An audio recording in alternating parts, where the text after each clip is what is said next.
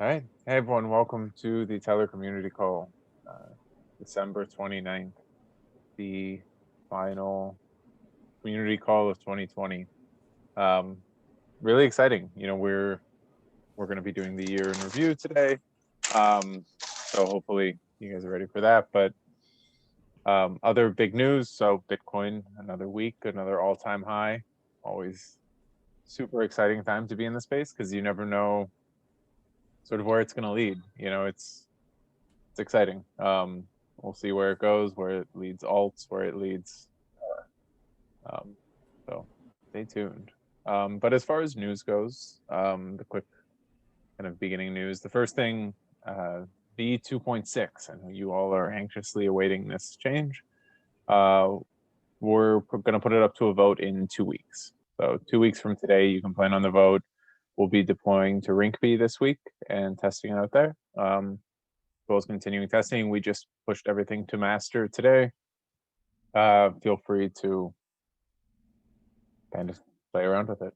Yeah, go So look at now's it. the time to plan on or like set a date to get your tokens into your wallet so that you can vote with those funds with that amount. Because if you guys remember, we take a snapshot, and if your funds are on an exchange, they're not technically in your custody. So we want to give more advanced notice than we did last time. So uh, we hope you guys all participate, but in order to do so, you got to have custody of those tokens. Yeah, again, we need 10% of the quorum. So the teller team, what are we running? We're like 6%, I think, or five and a half, something like that.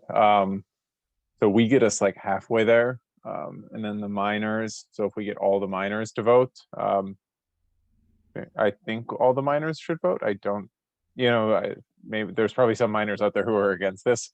Um, but most of if you get all the miners to vote also in favor, then it's like you get another 50,000 tokens. So you're right at about like 8.5, 9%. Um, so or no, that was back whenever it was 1,000 stake, so it's even less. So you get like 7% then, which isn't bad. So we can hit 7% without any non-miners or team. I think usually just getting the above, we have to sort of reach out to some whales. And hopefully you guys. Usually we just have really good community support. We had a lot of votes last time. So okay, that is V 2.6. Really exciting stuff. Other coding stuff. So there is a new TIP for you miners out there. Somebody came in and requested a new data type. It is the DeFi total value locked, or from combined DeFi. They seem to be a good project. Working on a rebasing token based with pegged to the total value locked, and they seem to be requesting it from Tellor. We need just a little bit more information on it. We've talked to them about that in the GitHub. But take a look at it. It shouldn't be too hard, but we'll probably be closing that one over the next week, and we've pulled in an API. We'll just give you guys more information on it, and hopefully we can see it integrated here shortly. Um, Yeah, we've had a lot of rebasing token projects come out of the woodworks lately and reach out to us. I don't know what that's about, but it seems like a trend, and it seems like Teller is a good fit for those projects. So we're excited about those. We'll yeah, I mean, I think, yeah, maybe it was like the PRs we've done with Ampleforth, or even just having an Oracle like Ampleforth, for instance, is the classic rebasing token Mhm. nowadays, and it just you need a price feed once a day. Um, Yeah, Teller's like for Teller. Teller's a really good fit for that. And a good option. So yeah, we've had a lot of requests from rebasing tokens, and we're happy to try and support them. We think we're a really good fit for that, and we'll sort of work to continue to capture that space. Um, yeah, and then there's also going to be another TIP coming probably next week, so I'll announce that one. Stay tuned. Um, Make sure you guys are following that repo because there's gonna be lots of good ideas and lots of new things coming about. Um, Other news, next week we will be bringing on Ben. Ben will be here to talk on the community call. Ben is the new hire from Tellor. So let you guys meet Ben. He's off on holiday and starts. Mm-hmm. Uh, I have another piece of news I think we could share. It's um, it's an event that's coming, in a couple months yet, but we officially signed up to sponsor ETH Denver in 2021. So that's all done and dusted, and we're really excited about that. It's an event that's I think our favorite as our team. I think Nick, it was like one of your first events that really got you into the space, and um, yeah, it's going to be really cool. They're going to be doing it virtual uh, in 2021, which is kind of sad, but they're going to do some really cool and interesting things for a virtual event. They're pretty innovative in that regard, and so we're just super stoked to be involved in that kind of event. So there's no way that we can vaccinate enough of the population that we can go to ETH Denver. no, who knows? I feel like I don't know. Once the It's Biden vaccination machine starts getting into full gear. well, I feel like that's one thing. And they're like, everyone, all the crypto people who are like, hey, anti-vaccination, and then they're like, well, you got to go to conferences again. It's like, You're like, cool, sign me up. yes, like I'm in. Yeah, uh, we're all really craving an in-person event. So hopefully 2021 is the year of that. But anyway, um, cool. so yeah. Um, okay. So hackathons, Mike, Gitcoin one that ended. Yeah, well, so we still have to technically announce some winners. So I think that is this Saturday we'll be doing that. Okay. So that is fully done. We've chosen our winners, and we just have to inform them. And so we're excited to do that. Okay. So next week we can sort of present the winners, or maybe Yeah. we'll show them off some of the cool things. Yeah, that'll be fun. Um, Cool. Okay. Before we jump into the year in review, we got a few questions here in the chat from Solantis. All the top DApp protocols, which is only a handful, use Chainlink. Andre personally recommended Link for price. Do you changing? How will Teller land a partnership on the level of Aave, Wi-Fi, or SNX? Does Wi-Fi use Link yet? I I mean, as far as I knew, Andre was maybe he did recommend Chainlink. I don't know. I don't know the guy. Um, I know he was really big on Uniswap oracles for a while. Um, and kind of keep I read what everything he on said. chain. I forget the words. It wasn't a glowing recommendation or anything like that. He was just making a case how it's an option that in his Chainlink is an mind is option. viable. Yes. Yeah. No. I mean, I think Aave, Wi-Fi, or SNX. The like Wi-Fi aside, Aave or SNX, they've been kind of partnered with Chainlink for a long time. Like whenever they sort of started using Chainlink, they weren't the Aave or SNX you know them to be today.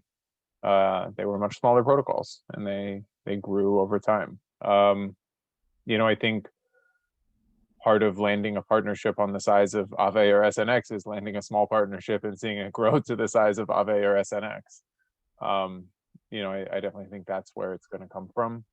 A lot of these really large protocols, uh, they have a lot of money. They don't change things too often, just because if it ain't broke, don't fix it. If people are complaining about it, they won't. Short of an SEC action on Link or something like that, I think they're probably all fine there because their token holders don't seem to care, which is cool. But I also think I really doubt the DeFi protocols of today will be the DeFi protocols of tomorrow. Even as much as people like to think Uniswap, like it's hard for me to see Uniswap being the go-to in 5 years or something like that. Even Ethereum might change. It just is. Like 2 years ago, what was it like? This was like the height of 0x land 2 years ago. Like 0x wasn't going anywhere. It was going to win. Everyone was going to be a relayer. It was the way to do decentralized exchanges, and now it's sort of fallen into irrelevance. No offense, 0x. And there's just a lot of projects that it seems like this is the big thing. Like, or probably 3 years ago it was Provable or Oracleize was the oracle everyone was using, and how are you ever going to sort of break that? And things change. It's almost the projects that continue to innovate and continue to do well. That's rare. Um, that's where it's hard to kind of find a team that does it. Having success over 6 months or having success over a year is one thing, but having a success 3 years later from when you had that first success is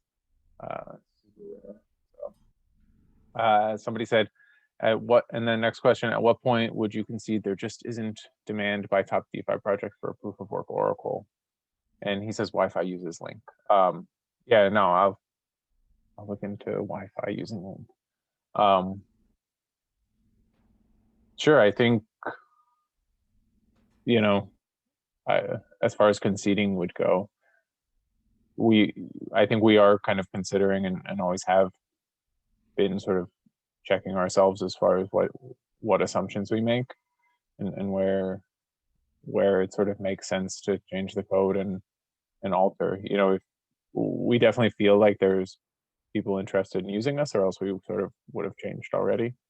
And then I think, if as time goes on, whether we move to a faster system or a different system, I don't think I would ever sort of concede that people are just fine using a centralized oracle. Like, like if it's one of those things, like concede Link wins and like this is the oracle of DeFi in the future, like I probably won't concede that. Like, I'm out in the space if that's the case.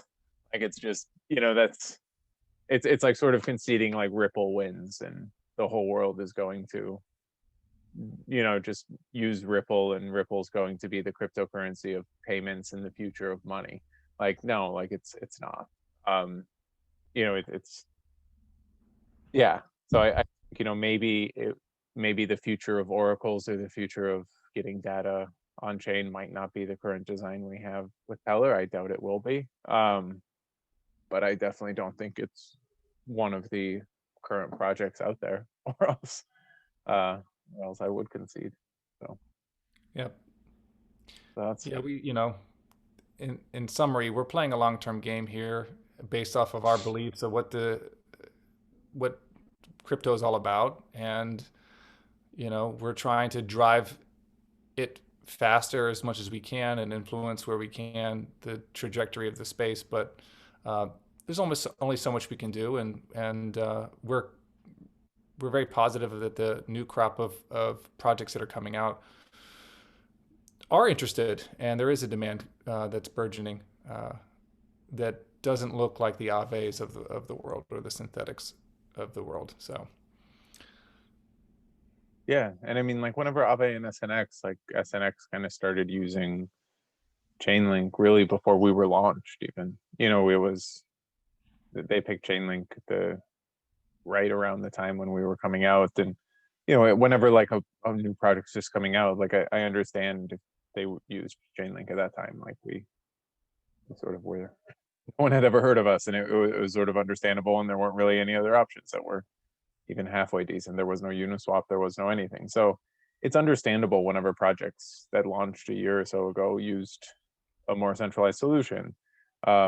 You just sort of hope that they change over time, and you expect that the newer projects coming out, this is one of those places that you'll sort of see differentiate. So. yeah, it does really take some time to unravel the sort of foothold that Chainlink or centralized Oracle in general has had. But it's unraveling. I mean, it's clearly started to unravel a little bit over this year, and I think it'll continue to do so. All right. Well, while we're taking questions, we have another one in that was submitted. It says, "Hi team, thanks for your hard work. Tough question maybe, but I can feel people being more negative in the chat and overall because of the price is on the lower side. I want to serve them an answer. What can I do?" I think we've had our fair share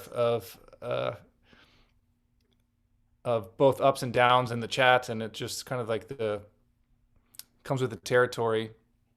And I think our sort of our strategy around it is to we don't like to talk about price, but really like we have to understand that there are people out there that might have bought at a high price, and there's a lot of anxiety that goes with investments no matter what you're investing in. And so sometimes people just want to know that you're there and want to know that we are staying active, and they want a little bit of reassurance as much as we can give them. We can't reassure them about the price, of course, but to at least know that we're hard at work and we're continuing to do what we set out to do, and that's all we can do at the end of the day. And I think, in terms of what you could do, I think pointing them to activity. The more you get, the more aware of, and it's good that you're submitting questions, and you obviously probably watch these calls. The more active you are, the more in touch you are with what we're up to, the more you can share that with people in the chat that might be, not really paying attention. So yeah, I would. That's what I would suggest. Anybody have any Yeah, anything? no, I think we've talked about it before. Most of the time, people complain about price. It's just they have bags and they want to feel like they're being heard. So just talking to them and sort of empathizing can go a long way. Um, Yep. it is a long game. We've the comment on price action. We track the Oracle space really well. So the band, Chainlink, Tellor, roughly, we're all crazy down compared to BTC. Um, it just it is what it is. If you're not complaining whenever, if, so we sort of decoupled from Bitcoin in August and we went way higher when Bitcoin stayed flat, and now the other way is happening. So if you don't know why one happened, you don't know why the other happened. Mm-hmm. So we'll just take it for what it is and keep rolling. I don't think any of these short-term price movements really, as long as you sort of keep budget in mind and everything like that, they should play out over the long run. But uh, yeah, if somebody's day trading crypto coins and buying and selling on a day-to-day basis, there's probably not much you can tell them. They're probably not a very rational human being to begin with. So just have at it. Yep. But yeah, should try and keep the thing positive. Also, if it feels like it is getting too negative, just ping me, ping Mike, ping Brenda, or anyone on the team. We're happy to kind of step in and answer it if you feel like there's some sort of questions that you can't handle. So cool. Now let's do year in review time. Mike, I think you're going to drive on Yeah, this one. I'll drive this, and we can sort of. I Cool. figured we could go over the year in chunks, um, like quarterly chunks, and just sort of reminisce about a few things that we did. So Well, this is first off, this is Teller's this is the first year we've actually been a company the entire year. We started yeah, in 2019, so this was our first full year, which is crazy. So, yeah, yeah. 2019 was all about bringing Tellor into existence. Is when we sort of did our pivot and the Binance Labs thing, and we launched the mainnet later in the year, and then really Tellor felt like more of a thing in the winter of 2019 going into 2020. And so um, I guess the theme for the first quarter of 2020 was about sort of crafting what Tellor was. Like we had launched at that point, but we started to put out content. In January, we put out our Belief in Future Vision article. This is where we sort of established our opinions that decentralization matters. And this is where we sort of laid out our vision for what Tellor could become. Uh, and it's kind of what we've achieved. We wanted better price feeds, more data faster, V2 stuff. We wanted to decentralize the source of data and then look at chain agnosticism. So it's kind of cool looking back at that article and as a reference point for what we set out to do and what we achieved. It's a good sort of bookend, the beginning, the first book in the bookend for the year. So if you haven't read that article, like go back and check it out. Like we said that's something we wrote in January, and we delivered, I think, on everything in that article. Um, let's see here. What else did we do? The minor pool went online. Um, Yeah, I mean, I got a remember. So consensus mentorship. We got a consensus grant, and we started a mentorship with them. Uh, Late 2019, we got that grant, but we began our mentorship with them for, I think, I don't know, 2 or 3 months. yeah, I totally forgot about that now that I think about it, but that was cool. yeah. Well, I mean, I remember. So like going into 2020, this for people who can't remember, this was pre-lockdown. This was uh, this Right. is back when like the Australian wildfires were a thing. Um, Few years ago. yes, several lifetimes ago. Um, yeah. Wasn't this everybody talking about what's that show, The Tiger King or whatever?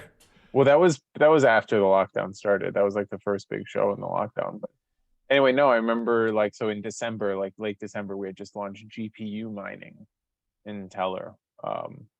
So like this was like the height, like early in January, this was the height of like we had tons of new GPU miners coming on board. And then like quickly, like in early Q1, it was like, and it's FPGAs. Lasted for all of about a Really few short months. lived. Yes. But there was a nice little bull run there for GPU miners, and then the FPGAs came on, and there were, like there was centralization concerns with the FPGAs, and then you had the mining pools come on, and then quickly it wasn't FPGA centralizing it, it was the mining pool centralizing it, and you had like every big mining pool come on board. Um, Right. We had a lot of Chinese miners get involved, and we started to get invited to do AMAs, all the time in China WeChat. because it was mining. Yeah, and this was like the community in early 2020 for those who weren't around, and it was really different. The price was like really low. I think we were still only on IDEX. Like everyone was just trading us on IDEX. Um, and it was a different world back then. And we were like, yeah, I remember one of the big concerns. Sorry, am I freezing, guys? No, Okay, but yeah, you remember the big concern we did the inflation fix as well. that was in February. Yep. We did the quorum reduction, the inflation fix. And some other content we put out was crawl, walk, run. Again, we were establishing sort of our. We wanted to like lead the year with like putting out like our belief systems and our philosophies, and crawl, walk, run was like the counter argument to the sort of decentralizing on a spectrum thing that was going around in DeFi at the time. That was like it's okay to like be really centralized now, and there isn't definitely an argument to be made there too. But we wanted to put out a counter argument to that because sometimes it's hard to decentralize in retrospect, and we've Yeah. seen that too. So anyway, So, yeah. it was fun. Yeah. We And got. then Go ahead. I think no, one I, of us I is lagging. I think it's me. Sorry if I'm lagging. But yeah, no, It's okay. Q1 was fun, I remember. And then what else did we do? Anything? Or You then did we East entered Denver. We lockdown. actually went to. That was our last in-person event that we went to. Hmm. So and because I yeah, think Brent, we're talking over each other. Sorry for that. and then we lost it. So you Okay. Yeah, I think Nick, I think you're a little bit delayed, so this might be awkward. I'll march on into March. We IDEX opened up to U.S. customers. That was a really big deal for us. We had a ton of people in our community that were from the U.S. and you had to.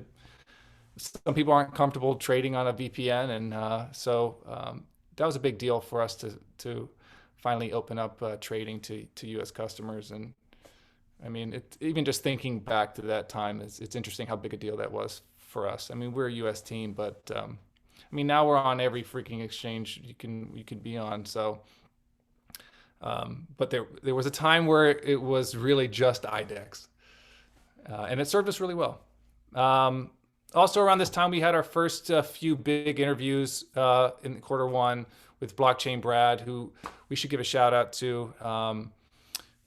We're not really into your crypto Twitter influencers, but he was somebody that wanted to do longer form interviews with us. That wanted to riff about the deeper side of oracles or DeFi for an hour and a half, and that is something that really separated him from these really short, chilly type of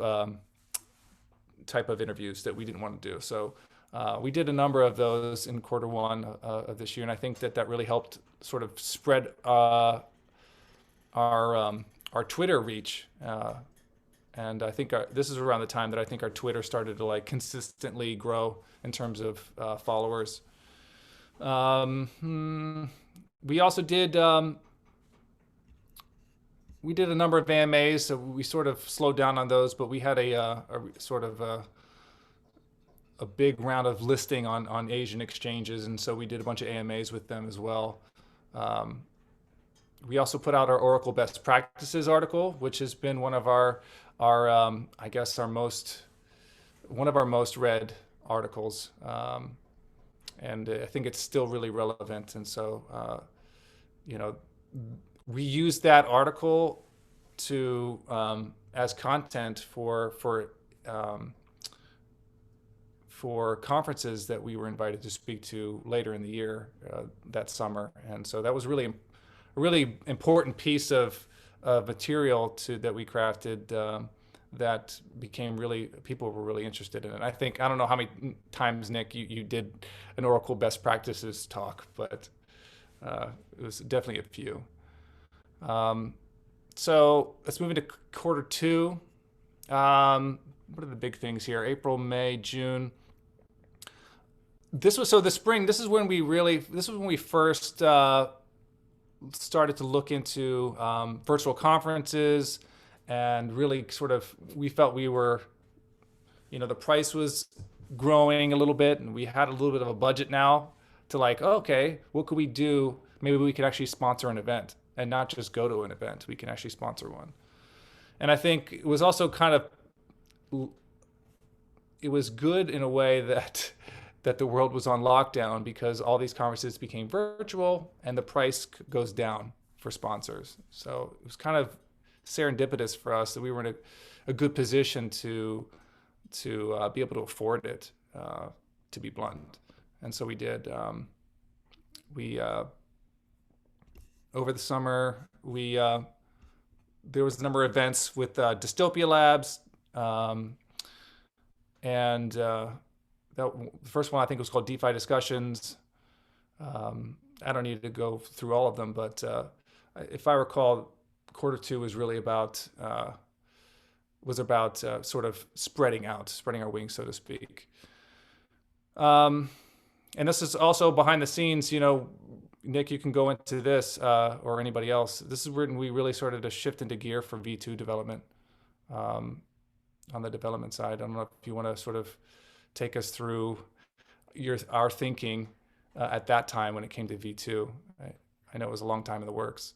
Yeah, I mean, this was V2. We sort of finalized the design, I think, in early May. It was like a year after we finalized the design for V1. But the V2 design, we were looking just to make it a whole lot faster. And, that's what we even back then. So talking with customers. So I think the space has moved really significantly, even over a year. Because a year ago when we were talking to customers, the big pushback we got was, oh man, we need real-time oracles. We can't do without real-time oracles. Chainlink says they can do real-time. We need you guys to be real-time. And we would just be like, guys, this is an awful idea. Don't do this to your protocols. And I think just us harping that enough, and other designs of oracles, even Chainlink, even the March 12th event where people realize you don't really want super fast things. It's going to break. And now we don't get those requests nearly as much. Speed doesn't. I know we went from 10 minutes to 5 minutes, but speed doesn't seem to be as much of an issue.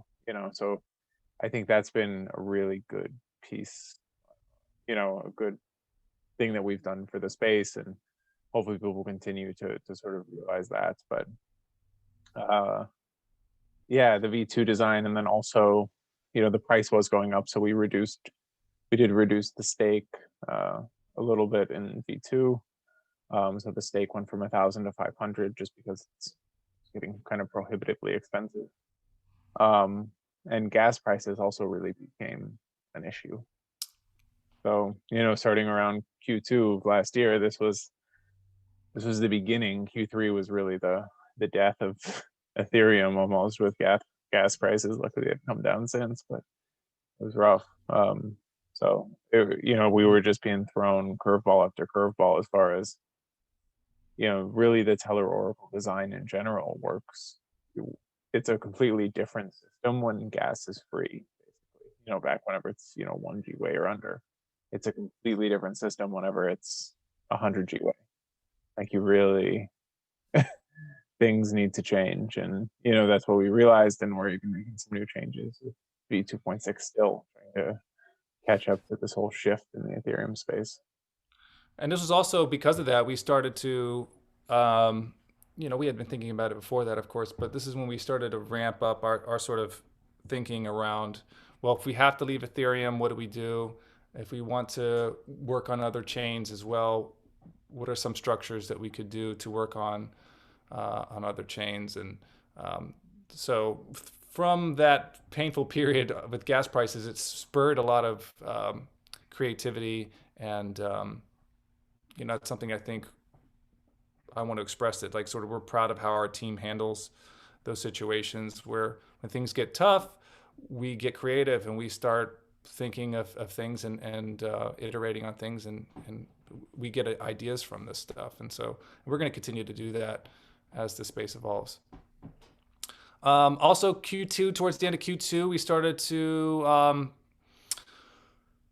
clean up a little bit. We started to think about our eventual new website, and I guess the first part of that was we wanted a front end for Tellor Scan. We had this sort of, I don't even want to mention the early Tellor Scan. It was really just kind of a thing that didn't really do much, but we wanted to build a nice front end, a nice price viewer, and a front end for our dispute center, a place where people could see the Oracle working, interact with it, and of course help with the sort of dispute governance that we have, be able to initiate disputes and vote on them and have it look really nice. I remember thinking to ourselves, like, okay, we've reached that point where it's like, I remember saying the analogy, like, we needed a new suit, like, we've outgrown this $100 suit that we're wearing. It's time for us to look more professional. Tellor Scan didn't look professional, and our website was becoming pretty dated. So we wanted something that was nice. And so we put out that front end that you can see now, and we reached a point now that we're looking at that and saying, hey, we can improve on this again. So stay tuned for that. But we also completed our CERTIC audit for V2 that Nick was talking about. And Nick, you did a Matic masterclass. And we put out about 3 articles in Q3 as well. And I guess we can't, the biggest Q3 summer was the big one. We got a Binance listing. Well, that was in Q3, right? Yes, this was So Q3 moving into Q3. You got, the Binance, just all the price action was the big. So Q3 was price action in V2. And JG. JG snuck in there in Q2. He was the only employee in Q2. Yep. Nice. They're like, oh crap, we need to hire somebody. Already. But I don't know. Oh yeah, it was Q3. JG was Q3. Q3 was JG and price action. So not uncorrelated. Yep. Yeah. Good stuff. Exactly. What came first, the chicken or the egg? What came first? the JG or the. The Binance listing. I think Binance got word that we were hiring JG, and they were like, "We need to list them now." Yeah, So I mean, it was exciting. Q3, like, to be honest, with when the price of DeFi tokens and then even Teller took off, um, development takes a hit whenever price action goes that crazy.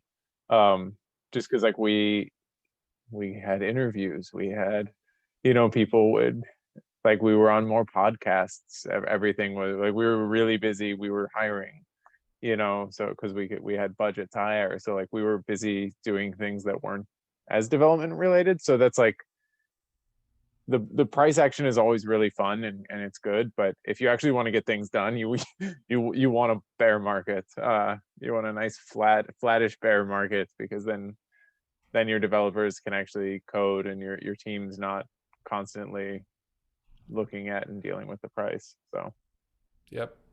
be thankful for bear. I think it's like crypto in general. Like, you had 2 years of bear markets, and then we actually had time to build things that work. Uh, now we're back to a bull market, and we'll have some scammers get back in here, and we'll have to take a year off of expecting things. But anyway, End of Q3 was going live with V2 in yeah. September, and we launched a new website. So we kind of timed. We had been building the new website and obviously building V2, and we wanted to launch them at the same time, sort of like unveil the new look and the new Oracle, and this was right off the heels of the Binance listings and the new hire. So we were really riding high as a team. We did a CoinGecko podcast. We were written about in a CoinDesk article for the first time. So like the first major crypto publication sort of reached out to me and asked my opinion on a few things and quoted us in that article. So that was a really big couple of months that, we've been riding on that tailwind pretty well as a team. We also had Tally join at the end of September. Oh, what a joy that has been.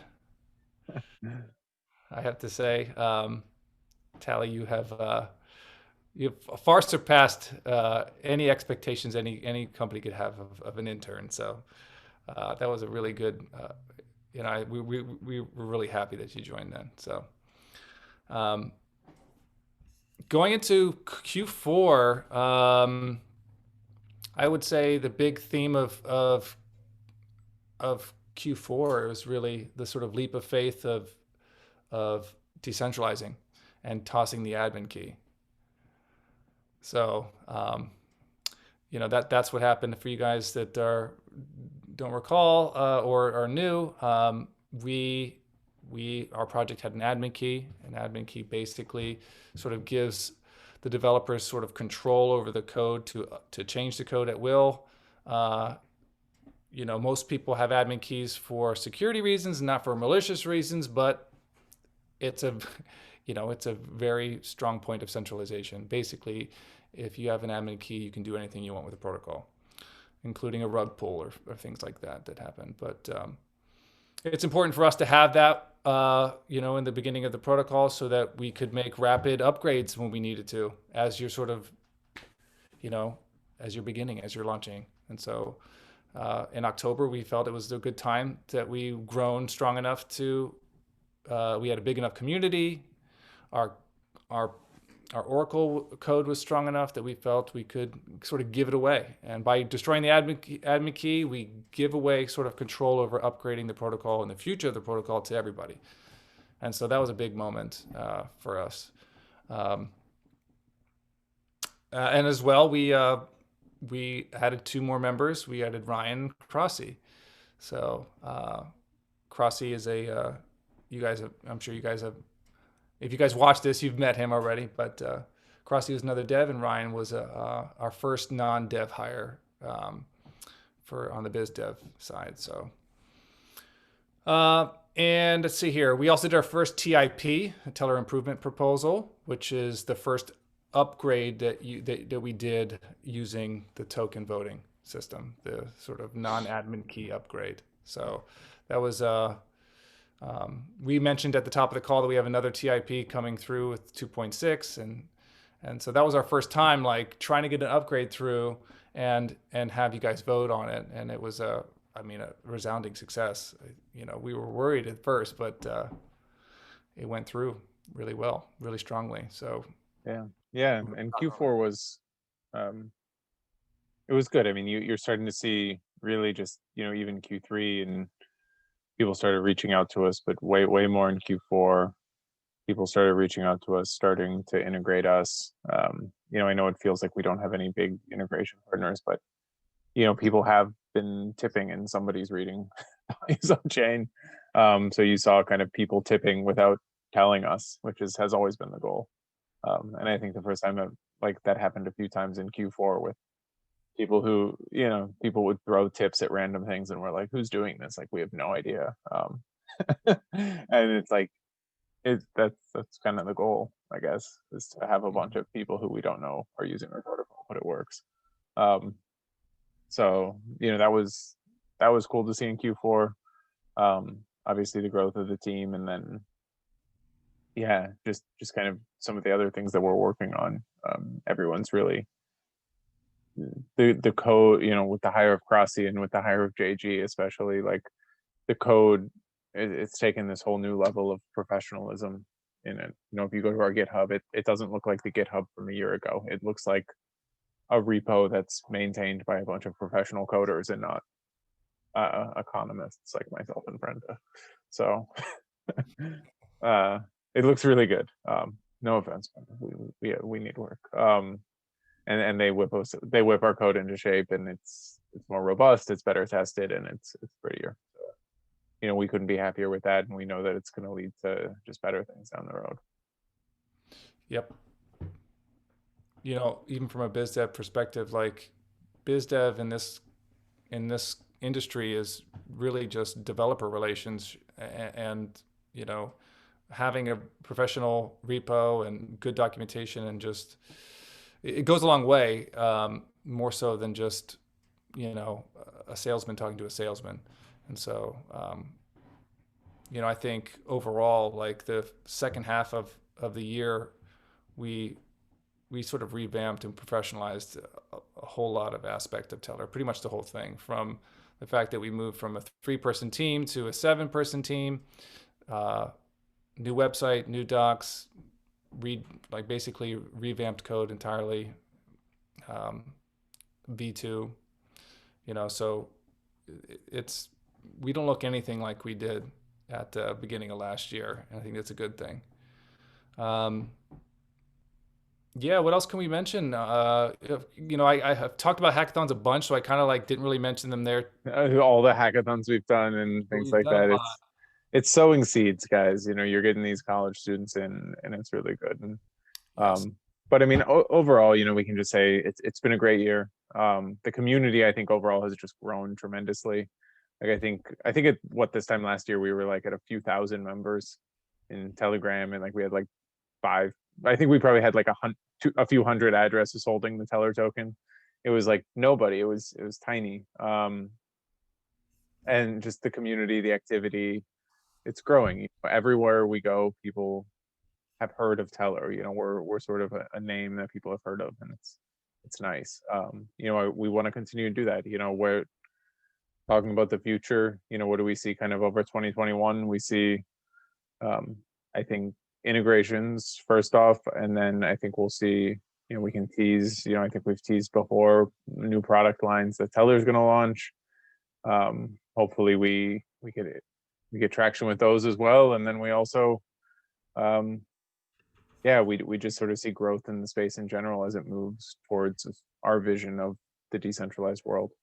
You know, it's probably going to be as crazy of a year as 2020 was, so we're looking forward to it. And I think with this team, we're setting ourselves up for quite the year. And it's crazy to think, like, if we look as different in a year as we did this previous year, you know, it's like, where will we be? Like, if we double the size of the team again, and we have, you know, our code is that much better, like, we're going to be like the number 3 project in the entire space. It's gonna be awesome. So Yeah, that's it's almost a scary thought to think of us like doubling or tripling in size, or because it would be so different, you know. yeah, I mean the entire feel would be different. But it's coming, man, whether you want it to or not. So, JG, Ryan, Brenda, you guys have been quiet. Thoughts over the past year, time with Tellor, anything before we take off? I'll just say that yeah, I mean I've only been here a couple months, but it's just really refreshing to be part of a team that's so transparent and honest and has such a good pulse on the industry that it's in. So really excited for 2021, and yeah, just wanted to say that. Thank Cool. you. Thanks, Ryan. Awesome. I'm Well, just super happy to see how much we grew. I mean, just, going from Tellor from a hackathon to actually going to mainnet to 2.5, working on 2.6, and then doing Matic, the ACS one design, and then the other design that we just released again with the optimistic oracle. It's just a lot that we've been developing and we've been working on. And I just hope that everybody sees, or when projects get as big as they are, they don't do this overnight, and it happens because they actually develop things that people are using. And we're super flexible at looking at how the space is growing to actually get there. So I'm really happy to see what we're gonna end up with building next year, and we'll see next December. It'll be exciting. yeah, and I remember 2019, the people in the space saw a lot of Brenda, and then 2020, in early 2020 and like late 2019, Brenda was basically a meme on our channels. And then so she kind of disappeared for a while. We'll see if how much the space gets of Brenda, or if they'll just scare her away with more memes again. Is that a But- challenge? yes, a challenge to you in the space. Either a challenge to Brenda or a challenge to the meme creators. Right. But thanks for joining, everyone. This was a great call. Feel free to ping us questions. We'll be on next week. You'll get introduced to Ben, and we'll be talking about V2.6 on Rinkeby. So talk to y'all later. See you, everyone.